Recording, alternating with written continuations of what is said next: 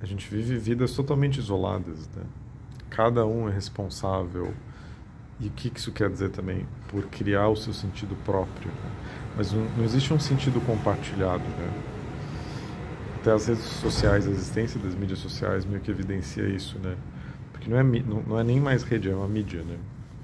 Você supre a tua necessidade social por meio disso. Acho que é por isso que é viciante. Porque está suprindo uma necessidade muito fundamental. Entendeu? Da mesma maneira que a pessoa está usando lá cocaína e ela está suprindo uma necessidade de se sentir foda, por exemplo, e a cocaína faz ela se sentir daquele jeito. Ou a pessoa com a urina está precisando de um anestesiamento, de um senso assim, de prazer mínimo para se sentir acolhida, porque não dá, a vida está muito terrível. Então existe uma necessidade muito poderosa não suprida, né? Então por que as mídias sociais se tornaram a adicção da nossa época? Porque elas estão suprindo uma falta de relação. Isso às vezes aparece. Você pode estar até com muitas pessoas e não sentir isso, porque você precisa se relacionar por trás do véu, né? Por trás das máscaras. Precisa ser algo mais verdadeiro. As pessoas se importarem, fazerem parte uma da vida das outras. Eu acho que hoje em dia, vou dizer que todo mundo é culpado por. Não é questão de culpa, mas todo mundo está meio que nessa dança meio bizarra. Vai, vamos lá. E aí o mundo deixa de fazer sentido. A experiência da vida não faz sentido, ela não sustenta. E aí você tem neurose, você tem questões psicossomáticas, e você tem fugas pessoais, fugas coletivas, e você tem delírios coletivos, ideologias que tomam parte de uma... Você tem um colapso dos elos sociais, e aí a sociedade deixa de existir. Não existe nação que não seja o reflexo das pessoas estarem unidas. Uma vez elas estavam unidas, elas construíram um país. Uma vez uma cultura estava inspirada, se as pessoas produziram arte, símbolos e fontes de sentido, e eles passam a existir como uma cultura, mas se isso não é alimentado, por si só as pinturas da parede não são nada. Elas são só pedra. Caiu aquilo ali, não tem nada, não sobra nada. São seres humanos que vão nutrindo e alimentando isso, né? E eu acho que isso não acontece direito. Não de um jeito que seja... Não é que a gente não cria cultura, ou que não existe arte, ou... Existe, o mundo é grande, tem 8 bilhões de pessoas, mas... Ao longo do tempo, pelo menos do período de 20, 30 anos, 40 anos recentes, né, da nossa era, isso foi ficando... A experiência da vida coletiva, né, ou da vida mesmo, ela foi se esvaziando. Então existem... E aí você tem a experiência do trabalho não funciona mais.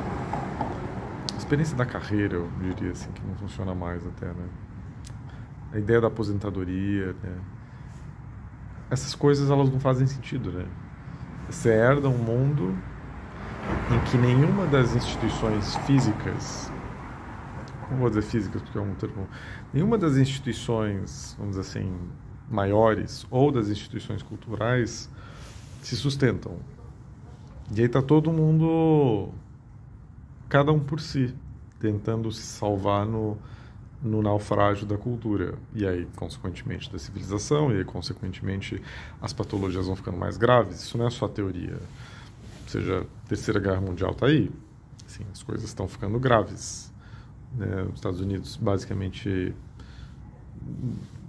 declarou um genocídio em relação a Gaza. Eu sou judeu, né? O Estado de Israel, assim, minha avó fugiu dos nazistas, né? Os judeus supostamente deveriam ter uma consciência por terem sofrido tudo isso. E há muito tempo já tem uma relação bastante terrível com os palestinos. Não estou dizendo que os palestinos são santos, né? Que também não foram fonte de terrorismo muitas vezes, mas agora essa decisão, né, de eliminar todas as pessoas de Gaza, né, expulsar elas, basicamente isso é destruir um povo, é tomar a terra, né? Então isso não é o que os nazistas fizeram, o Lebensraum, né, do espaço vital, você começa a anexar terras. Então então esses problemas macro, né, a guerra da Rússia, na Ucrânia. Se esses problemas macros eles não são lidos à luz da experiência individual, do que cada pessoa, do mal-estar individual, não dá para entender por que o mundo está assim. Só dá para entender se a gente faz essa ponte. Não é só que a parte de cima está ruindo.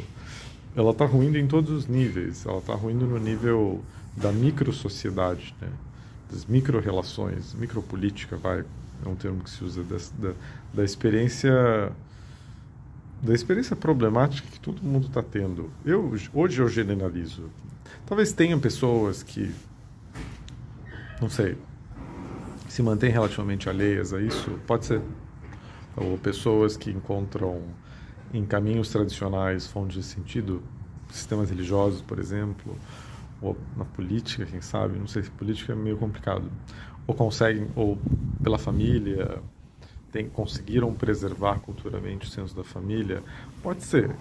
E não é o meu caso, e não é o caso de, talvez, muitas das pessoas com quem eu atendi, trabalhei ao longo dos anos. O que eu vejo, por exemplo, das famílias é famílias fragmentadas, pelo menos na cultura ocidental, né? Talvez você vai para o Paquistão ou para culturas mais tradicionais, ou mesmo culturas mais no interior do Brasil, a experiência seja outra. Isso talvez pode ser uma generalização bem própria, mas, de modo geral, famílias fragmentadas, as pessoas vivendo vidas, né, com contato assim que não nutre tanto, todo mundo preso ao trabalho, à necessidade de sobrevivência. Mas será que não seria mais fácil, até mesmo a necessidade de sobrevivência, se a gente estivesse mais junto?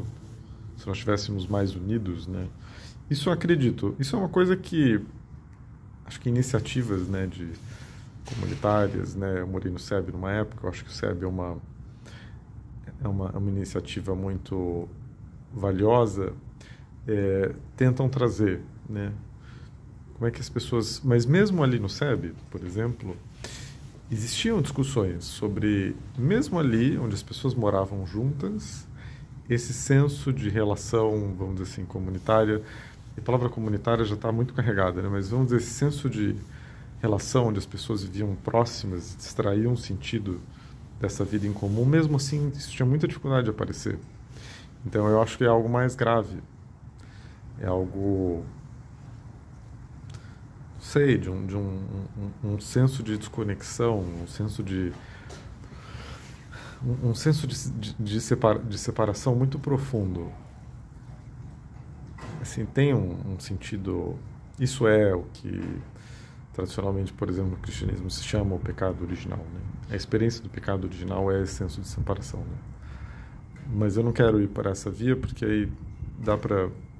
Pelo menos agora, mas é um pouco isso. Então, eu não sei, cada vez mais... Não sei se cada vez mais, porque, né, eu já estou com 40 também. Chega uma hora que a gente tem que ver isso. Sem resolver isso, eu não acho que tem saída. Nada que você construa por cima vai resolver. Nada. Nada. O problema não vai embora. Assim. Isso é meio que o problema radical, vamos dizer. É a questão raiz. E aí... E as pessoas que estão nas esferas de poder, elas não vão resolver isso. Não vem dali. Ou pelo menos não está vindo. Talvez uma liderança iluminada aqui e ali, pode ser, mas eu não acredito que até seja o meio mais factível disso acontecer. Porque isso tem muita burocracia. Então, como é que isso pode... Esse senso de desconexão, por exemplo, né? Senso de separação, desconexão, como é que caminhos existiriam para isso ser transcendido nas nossas vidas reais, né? Na minha, na tua, né? Do que se trata?